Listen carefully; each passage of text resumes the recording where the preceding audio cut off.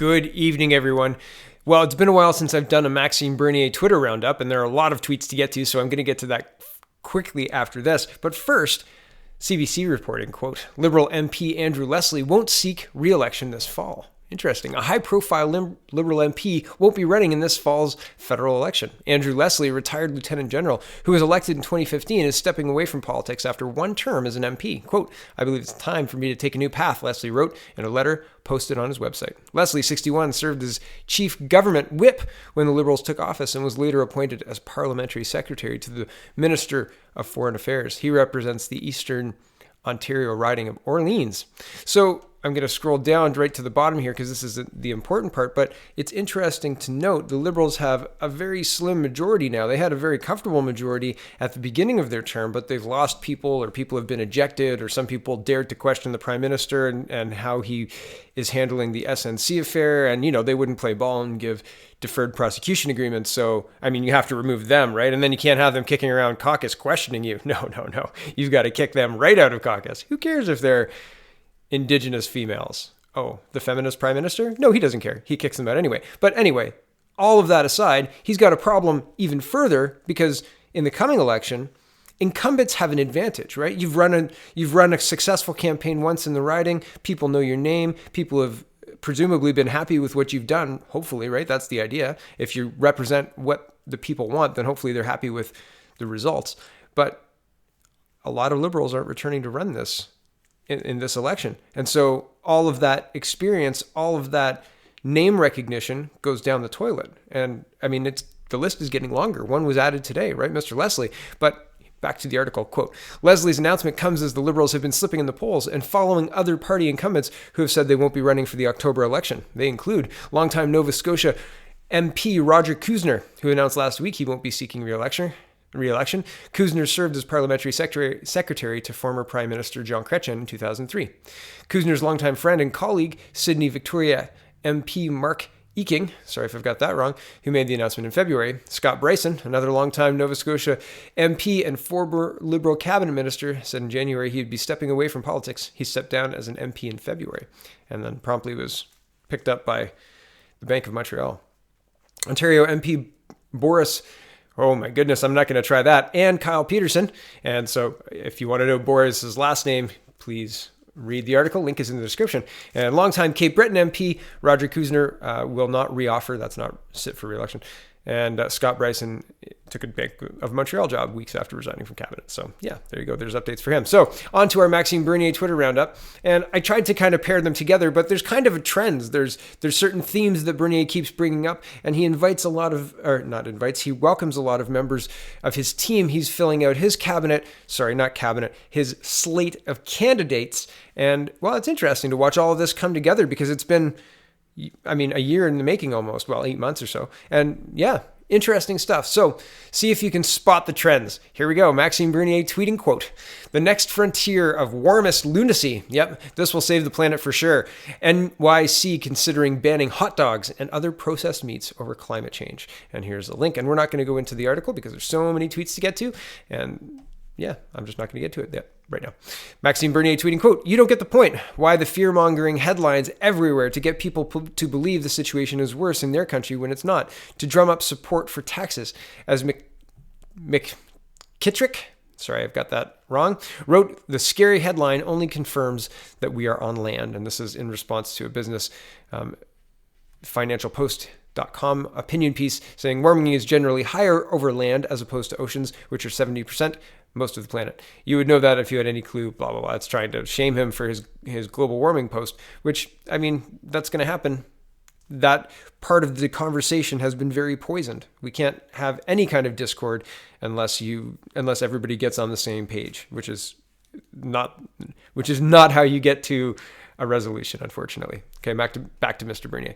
Mr. Bernier says, no, manpower shortages are one thing. We must balance our capacity to integrate immigrants, cultural and social stability, pressure on housing and infrastructure in big cities, wages, government support costs, etc. All this points to lower immigration. And this is in response to a CTV News article talking about don't make election about immigration, corporate Canada tells political leaders. No, don't possibly make it about the thing that is actually interesting to people and what they want the politicians to talk about. That would be bad for the bottom line.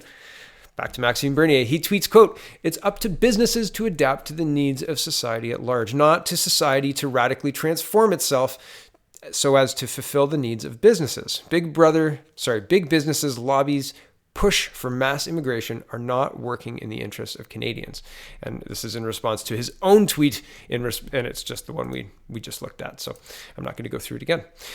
This is in response to Prime Minister Justin Trudeau was criticized by a volunteer for reportedly holding up the line while people were filling sandbags. Trudeau and his sons were in the flooded Constance Bay today helping with the sandbags. Do you guys remember this? This was on April 27th when the volunteer sandbagger was held up in traffic for an hour waiting for Trudeau and his security team to clear out so he could pick up sandbags so he could potentially save people's home. And this is Mr. Bernier's response to the article. He says, quote, "Hypocritical virtue signaling, the three words that will best summarize Trudeau's governing style." Interesting. And he says, quote, "They said it wouldn't happen. Well, here they are. Welcome to our team, Bill. In the coming days and weeks, more and more candidates will be acclaimed or elected where there are nomination races to defend the People's Party of Canada colors in October. Give them your support." And it's in response to Bruce Gary Owen Sound having their PPC candidate selected. And here is another one. "Welcome to our team, Mark," and Mark for Fresnon, I guess. And he's excited for his position.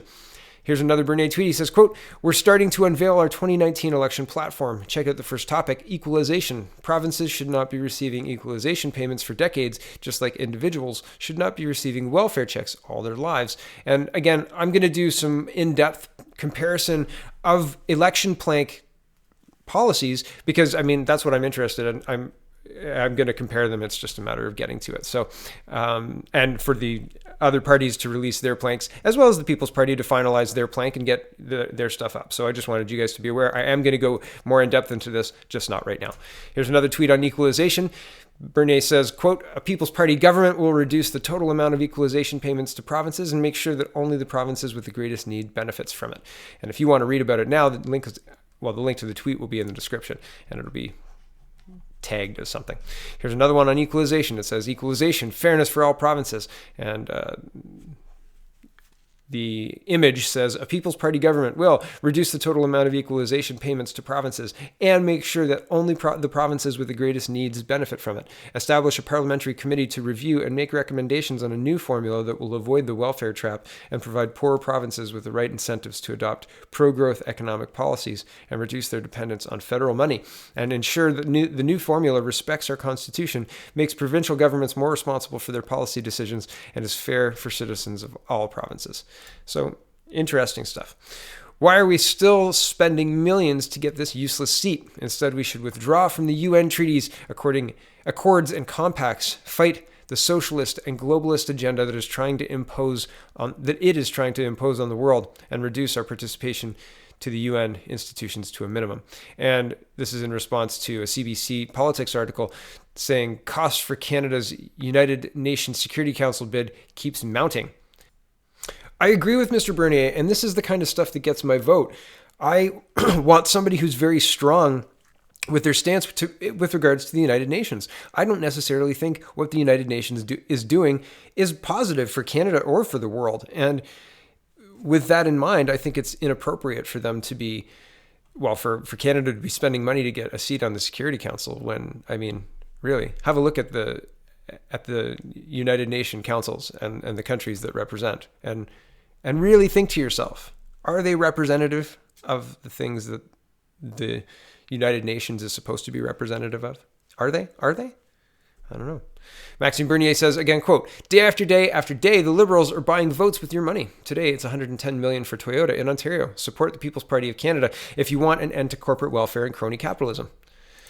Here's another one. "So happy to have you join our team, Kelly. Kelly Day." And Kelly and I like Kelly. We get into Twitter conversations now and then about music and other things. Kelly, I hope to see you in Ottawa at maybe one of the PPC events. So looking forward to that, madam. And here we go. Another equalization tweet from Mr. Bernier. "The equalization program is unfair both to richer provinces that do not receive equalization payments and for those that have been on the receiving end for decades because it keeps them in a state of dependency and underdevelopment." That's a welfare trap for anybody paying attention. Back to Mr. Bernier. "To the Liberal Party and the Conservative Party, Hashtag morally and intellectually corrupt. Crony capitalism is the problem. And this is a secret list of SNC employees and executives behind illegal donations to the federal Liberals and Conservatives. So, interesting. Here's Mr. Bernier, and he says, welcome to our team, Rick. Rick Stewart is 62, is a retired registered professional forester and former Canadian Armed Forces member. There you go. And Rick gets a nice big picture. Good for him in the Nelson Star. Really? I'm not being sarcastic. Good for him. That's cool. Conservatives believe that climate change is a global problem requiring a global solution. As laid out in the Paris Accord, we will present a real environmental plan that will lower emissions, unlike the Liberals and their carbon tax. Globalists. And this is in response to a Toronto Star article talking about the Federal Conservative Party has yet to decide whether it will remain committed to the climate change target set out in the Paris Agreement, the Star has learned. And this is, I probably should go into this one, but I'm not. I don't have time yet, but I'm going to look at it again. So here's Mr. Bernier saying, quote, they're still polling to find the right buzzwords that will fool as many voters as possible. Don't forget that Scheer's first act as CPC leader was to whip a vote of all his MPs in favor of Paris. I left the House of Commons to avoid a confrontation with my new leader. And that is another one on the same subject, same Toronto Star article. And here's a third one on the same Toronto Star article. It's quote, we will present a real environmental plan that will lower emissions, unlike the Liberals and their carbon tax, CPC. They think the Liberals don't go far enough. They think McKenna is too moderate. Their plan to lower emissions will be even more radical. My goodness, I can only imagine the taxes. Back to Mr. Bernier. He says, Scheer is torn between protecting our economy and virtue signaling to the left-wing green globalists and to his red Tory base. That's the problem with centrist pragmatic parties. Can you trust this guy? And this is again on the same Toronto Star article. Here it is. Time to have a real debate. Here's another tweet. Time to have a real debate about immigration, even though corporate backers of mass immigration and diversity cultists tell us we shouldn't discuss it. Immigration is a terrible way to respond to the demographics of aging, says UBC's David Green. It's not just that immigrants age, it's that immigrants come with families. And it's a Vancouver Sun opinion piece that he's linking to there. And the last tweet for tonight is headline from 9 years ago, Bernier urges skepticism on climate change. And he's tweeting out this headline from 10 years ago. So there's some clear trends there, some attack lines that Mr. Bernier is clearly defining himself from the traditional parties. And again, I think there are some very convincing differences there, right? I like the fact that he is calling out globalists for what they are, being globalists, and saying that we don't need that in Canada and we need to develop our pipelines because the alternative is calamity, right? Oil traveling by rail, well, lac mégantic, and sorry if I've got that wrong. I've read it a lot and I've heard other people say it, but I could have had it wrong. But that's very dangerous and not a great way to handle one of our natural resources that has built this country traditionally and is one of the best products in the world. We should be shipping it around the world because it's a clean, good product made in Canada, right? And having other parts of the world that don't have half of our environmental standards or even a quarter of our environmental standards that are selling $300 million a month to our eastern provinces because we don't ship clean, well, I don't know about clean, but Canadian oil. And through a clean pipeline, a safe pipeline, to supply our own country with our own product. Does that not make sense? How does that not make sense? How is that not the best way to make use of a natural resource that is going to be used or purchased from another country? Right? It's not like if we don't use it or if we don't make it, we're going to stop using it. No, we're just going to start purchasing from other countries that don't have the environmental controls that we've got. I mean, checkmate, right? It makes no sense. Defies reason. Okay. Thanks for watching, everybody. I'm going to head over to AJ's channel right now. I'm already late right now. So I apologize. So I'm good. I've got work to do. Grumble, grumble, grumble. Okay. Have a good night, everyone. Thanks for watching. Check out thepeoplespartyofcanada.ca.